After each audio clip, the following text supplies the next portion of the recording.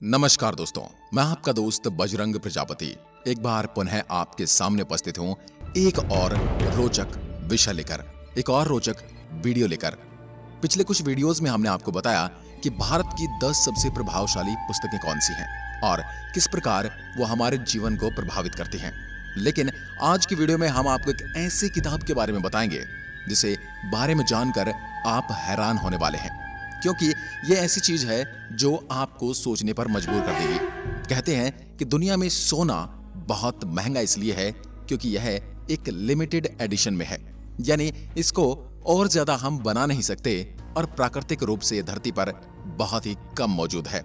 लेकिन आज हम जिस किताब के बारे में आपको बताने वाले हैं, प्राचीन भारत की वह किताब जिसमें सोने को बनाने की विधि का वर्णन कई जगह मिलता है और इस बात का भी कई बार दावा किया जा चुका है कि सोने को बनाया जा सकता है। तो चलिए शुरू करते हैं आज का ये इंटरेस्टिंग वीडियो। दोस्तों, आयुर्वेद में आप जानते हैं कि यह दुनिया की सबसे प्राचीन चिकित्सा पद्धति है और आयुर्वेद में एक विभाग रस शास्त्र में स्वर्ण बनाने की कला का वर्णन है। दोस्तों, यह स्वर्ण बनाने की विधि आयुर्वेद के जिस विभाग में है उसके संबंध में एक किताब है जिस किताब का नाम है रस तंत्र सार। वह सिद्ध प्रयोग संग्रह और इस किताब के रचयिता हैं आचार्य नागार्जुन। आचार्य नागार्जुन ने इस किताब में वर्णित किया है कि हम किस प्रकार पारे यानी मरकरी को सोने में बदल सकते हैं। प्राचीन भारत के विदर्भ देश यानी वर्तमान भारत के महाराष्ट्र और नागपुर को कहा जाता है। यहाँ पर एक प्राचीन नगर था और उस नगर में एक बड़े ही धनवान ब्राह्मण निवास करते थे जिनकी कोई संतान नहीं थी। एक दिन उस ब्राह्मण को यह स्वप्न आया कि यदि उसने 100 ब्राह्मणों को भोजन करवाया और दान दिया तो ब्राह्मणों को दक्षिणा दी तो उसे एक पुत्र रत्न की प्राप्ति होगी। अगले ही दिन उस ब्राह्मण ने 100 ब्राह्मणों को भोजन करवाया और उन्हें बहुत दान दक्षिणा दी और उसके 10 महीने के बाद ही उस ब्राह्मण को पुत्र की प्राप्ति हुई। ब्राह्मण ने सारे ज्योतिषियों को बुलवाया और कहा कि मेरे पुत्र का भविष्य देखो। सभी ज्योतिषियों ने कहा कि इस बालक का भविष्य बड़ा ही उज्जवल है, लेकिन यह बालक 7 दिन से ज्यादा जीवित नहीं रहेगा। जब उस ब्राह्मण ने ज्योतिषियों से इसका निवारण का उपाय पूछा, ज्योतिषी ने बताया कि यदि आप सिद्ध पुरुषों, ब्राह्मणों और जरूरतमंदों को बुलाकर उनको दान दक्षिणा करें, उनका आदर सत्कार करें, तो इस बालक की आयु बढ़ सकती है। ज्योतिषियों के अनुसार उस ब्राह्मण ने वैसा ही किया और उस बालक का जीवन 7 वर्ष तक बढ़ गया। लेकिन अभी भी ज्योतिषियों ने कहा कि यह बच्चा सिर्फ 7 वर्ष ही जीने वाला है।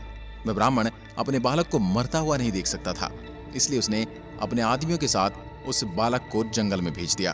उस जंगल में उस बालक को एक दिन ब्राह्मण का रूप धारण करे हुए बोधिसत्व अवलोकित ईश्वर के दर्शन हुए और उस बालक को नालंदा विश्वविद्यालय ले गए और उस बालक के वहीं पर रहने और खाने की व्यवस्था कर दी गई। उन्होंने उस बालक से कहा, तुम जब तक चाहो यहाँ रह सकते हो। उस समय नालंदा विश्वविद्यालय के प्रधान आचार्य थे आचार्य शरद। उस बच्चे का नाम नागार्जुन रखा गया।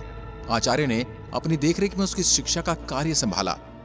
फिर एक समय ऐसा आया जब नालंदा और उसके पास के क्षेत्र में बरसात नहीं हुई और वहां सूखा पड़ गया।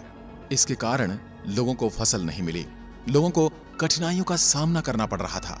आचार्य शरद के सामने बहुत ही गंभीर समस्या आ गई थी। गरीब लोगों के पास अनाज नहीं था, उनका धन भी खत्म हो रहा था। आचार्य को अपने लोगों की चिंता होने लगी कि अब वे अपने शिष्यों और आसपास के लोगों का पालन पोषण कैसे करेंगे। आचार्य को कहीं से ये खबर मिली कि दूर देश एक द्वीप है जिसे समुद्र पार करके जाने पर एक महर्षि मिलेंगे और वह महर्षि स्वर्ण बनाने की कला सिद्ध कर चुके हैं। यदि कोई वहां जाता है तो उसे वह स्वर्ण बनाने की कला सीखने का अवसर प्रदान हो सकता है और उनका अकाल भी दूर हो जाएगा।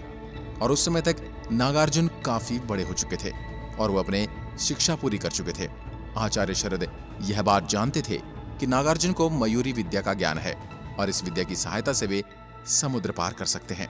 इसलिए आचार्य ने नागार्जुन को दूर द्वीप जाने के लिए कहा। समुद्र तट पर पहुंचकर नागार्जुन ने 2 वट पत्रों को लिया और एक वट पत्र की सहायता से समुद्र को पार करते हुए उस द्वीप पर पहुंच गए। जब नागार्जुन उन महर्षि के पास गए तो महर्षि ने नागार्जुन से पूछा कि आप इतनी दूर समुद्र पार करके कैसे आए। नागार्जुन ने बताया कि मैं इन 2 वट पात्रों की सहायता से यहाँ पर आया हूँ।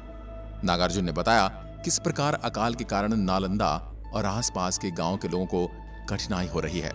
उनके पास धन और ध्यान दोनों ही नहीं है जिसके बाद नागार्जुन ने महर्षि से प्रार्थना की और बताया कि वो यहाँ स्वर्ण बनाने की विधि सीखने आए हैं, कृपा करके मुझे वह विधि सिखाइए।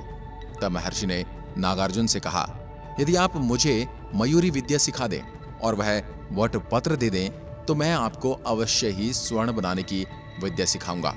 नागार्जुन ने उन्हें मयूरी विद्या सिखाई और उन्हें एक वटपत्र भी दे दिया और स्वर्ण बनाने की विद्या प्राप्त कर ली। इसके बाद नागार्जुन दूसरे वटपत्र की सहायता से समुद्र पार करके नालंदा वापस आ गए और नागार्जुन ने स्वर्ण बनाने की विद्या से स्वर्ण बनाया और लोगों के कल्याण के लिए इसका प्रयोग किया। नागार्जुन अब आचार्य बन चुके थे। आचार्य नागार्जुन आयुर्वेद शास्त्र के एक बहुत ही प्रसिद्ध आचार्य हैं, जिन्होंने रस शास्त्र लिखा है। रस शास्त्र प्राचीन समय का रसायन शास्त्र यानी केमिस्ट्री है और आचार्य नागार्जुन ने मरकरी से सोना बनाने की कला का वर्णन इस किताब रस शास्त्र में किया है और यह किताब आज भी मौजूद है और इस किताब पर वैज्ञानिकों की रिसर्च जारी है। हम आपको ये भी बता दें कि मरकरी का एटॉमिक नंबर 80 है और गोल्ड का एटॉमिक नंबर 79 है।